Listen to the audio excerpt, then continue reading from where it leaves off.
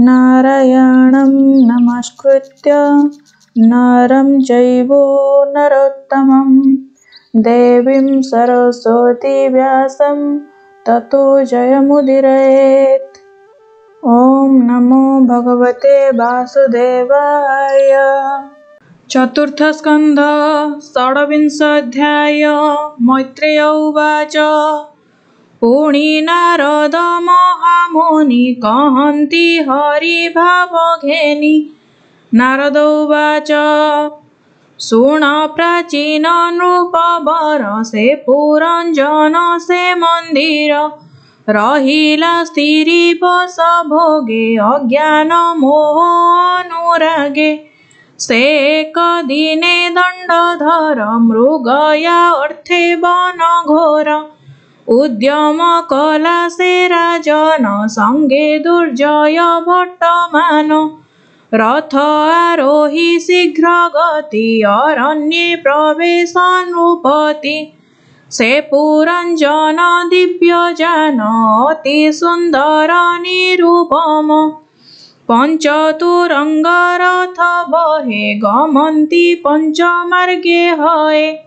अशेष वेग ताहांकर गमने न पारे समीर। सेवेनी चक्रे स्वभावन एकई अख्ये निबंधन। धर्म अधर्म चक्र दुई पवन अश्वरूपे जहि। ध्वज त्रिवर्ण रूपे साजे से रथ उपरे विराजे। पंचबंधने सुशोभित एक सारथी तेजवंत। एकई नीड स्वभावन से राजा बसिबा आसन। सेवेनी कुबेर शोभित पंच प्रहरण संयुत। सप्त आवरण संगति ये रूपे से रथे शोभन्ति। से हेम भूषणे शोभन सांजुआ पिंधि से राजन। बसिले मनोज्ञ विमाने देखी संकित रिपुजनि। अक्षय तुरीर बांधीण भूपति अति हरषेण। से एकादश सेनापति संगते करीण नृपति। चलन्ति अत्यंत हरषे दिग विदिग चाहितो से। पंचम प्रस्थ नाम जेहि प्रवेश अरण्य रे जाई।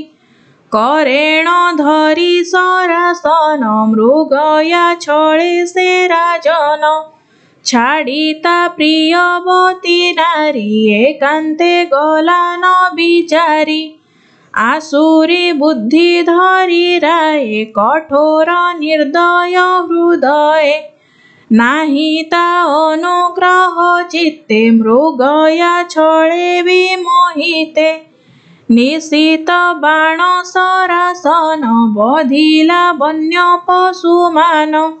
से राजा होई पंडित लोभे बधई मृगजूथ। जे प्राणी जीव वध करे से पशु जोनि रे विहरे। से नृप अज्ञान अधम तार आयुष बुद्धिहीन। अज्ञाने जे जीव मारे से जन नरके संचरे। यज्ञ के बल पशुबद्ध अवश्य करी हे विबुध। जे पितृदेव श्राद्ध अर्थे पशु बधिव वेद मते। तेबे हे पशुबद्ध तार केवल दुख महाघोर। जे वेद कर्म न करन्ति से आत्मा बोधे भागी हन्ति। जे विधिहीने बध करे जे प्राणी संसारु न तरे। अज्ञाने धर्म मार्ग हुड़े जा चित्त पशु बद्धे बढ़े। ताहार मुख्य काहुआर मनुष्य जन्म होए दूर। से पशु जोनि रे भ्रमई जातना कर्म न छाड़ई। पशुर देहे रोम जेते जन्म लभई सेहि मते एहा न जानी नृपवर से पशु बधिला अपार ताहार घोर तीक्ष्ण बाण पशुए लभिले मरण बराह गयळ हरिण शशा महिष पशुगण मेध्य अमेध्य पशु जेते इत्यादि जीव जे वनस्ते एमन्ते नाना जीव मारी से धर्म पथ न विचारी वन भ्रमणे नृपवर बहुत श्रम हेला तार क्षोभित क्षुधा तृषा कोळे आत्मा पीडित श्रम बळे सत्वरे सदने प्रवेश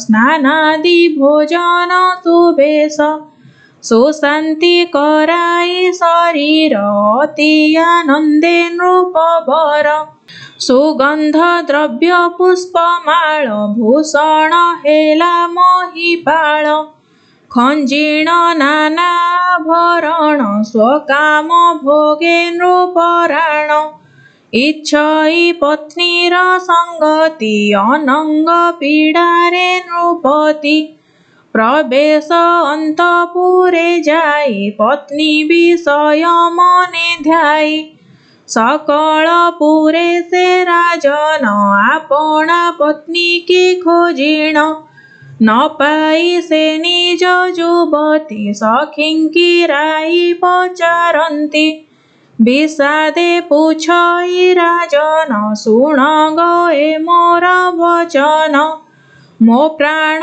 सखी छंती काहि कही संतोष कर देहि से अर्ध आत्माटी मोहर अर्धे के धरे शरीर सदने अछंती ना भले सखी गणंक संग मेले तुम्भे ताहांक अनुचर कह कुशल ताहांकर एमंत विह्वल राजन बातुळे कहई वचन से जे मोहर प्राण शाखा ता बिनु न वर्तई एका शुण गो सखी गण मोर ए गृह धर्मर व्यवहार पत्नी नथिले न शोभन्ति ए राज संपद विभूति से गृहे नाही जेबे माता सुपुत्रवती पतिव्रता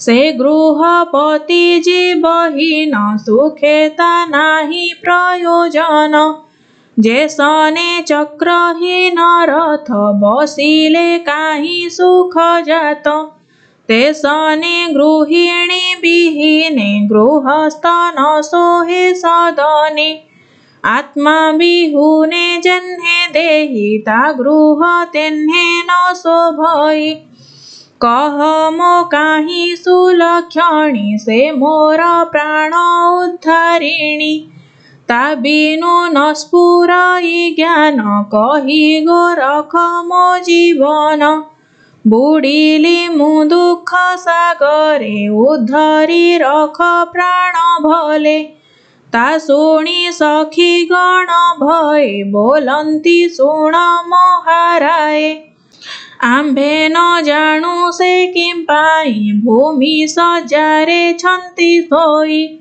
देखिले देख महाराय आंभे न जाणु अभिप्राय शुणीण सत्वरे राजन अंतपुरे कला गमन राणी की देखी से राजन सत्वरे कला लिंगन भूमिरु कोଳରେ बसाई अनेक चाटु वाक्य कही कामिनी दुख विमोचने कहे काकुस्थ भय मने भो सखी मुझे अपराधी तो संग तेजी मु दुर्बुद्धि मृगया छळे बने गली एणु अप्रिय तो रहेली तू क्षमा न कले सुंदरी मो प्राण न पारिबि धरी पति विनय वाक्य शुणी मानन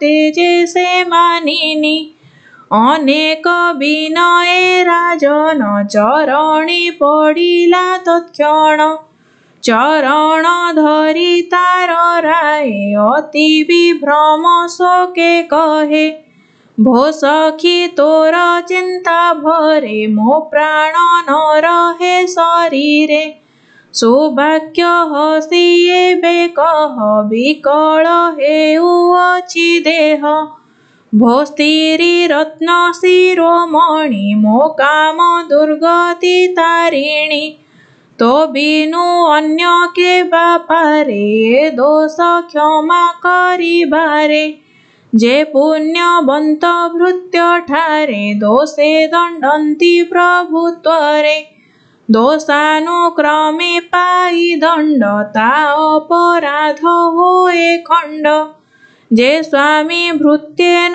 दंडन्ति कपट भाव तांक मति से नित्य भय दुखे दहे सेवक भाव काहि रहे स्वामी सेवके जेबे दंडी दियन्ति अनुग्रहे मंडी ता जेबे भृत्य न बुझई से मूढ़ अधम अटई ताहार काहि ज्ञान बुद्धि चिंता विभ्रमे निरवधि जे सने पिता अभिमाने बालक क्रोधे भय छन्ने से पुत्र दोष न धरन्ति पुणी बालके आश्वासन्ति से रूपे मोर अभिमान भो सखी कर विमोचन मुझे तुम्भर निज पति मृगयाश्रमे दुख अति एबे तु तेजी अभिमान आपणा करी मोते घेन हे नारी बर शुण एबे तो अपराध आन जेबे विप्र वैष्णव नहिथिले अवश्य दंडी बई भले पलाओ ए तिनि भुवने जेबे पशिब भय छन्ने तारे शरण रखे केबा तो बिनु अन्य सुर देवा एबे मो चिंता ताप जोर तोर कटाक्षे दूर कर भो सखी तो चारु आनन तीळे हे देखिले मलिन मोर जीवन होए दुखी स्नानादि भोजन उपेक्षी ए शुभ्र तनु तो धूसर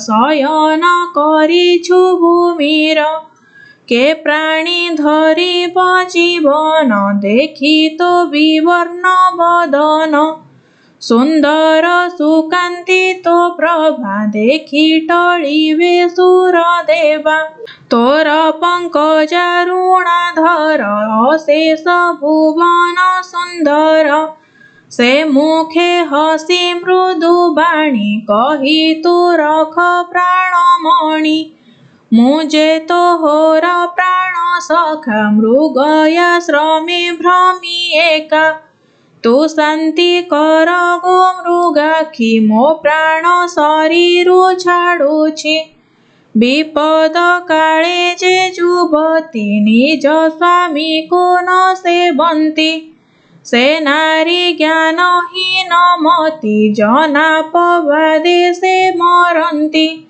से स्त्री कूले लज्जा पाई उभय लोक तार नाही अनेक प्रबोध वचन कहीण तोषिले राजन से नारी मान दूर कला संतोषे सत्वरे उठिला ए मन्ते शुण हे विदुर से पुरंजन नृपवर ताबसे होइला आयत विभ्रम हेला तार चित्त ए सर्व अनुभव वाणी नारद नृपरे बखाणी ए सर्व ज्ञानमय सार शुणन्ते खंडे माया घोर श्रवणे हरई प्रमाद न लागे गृहबन्ध द्वन्द्व विवेक होए बुद्धिमती कृष्ण विषये बढ़े मति ए साधु जनक विचार संसार बंधु अपार चतुर्थ स्कंधे भागवत 26 अध्याय चरित अमृत ज्ञानमय गीत कहिले विप्र जगन्नाथ इति श्रीमद्भागवते महापुराणे पारमहंस्यां संहितायां चतुर्थस्कन्धे पुरञ्जनोपाख्याने षड्विंशोऽध्यायः।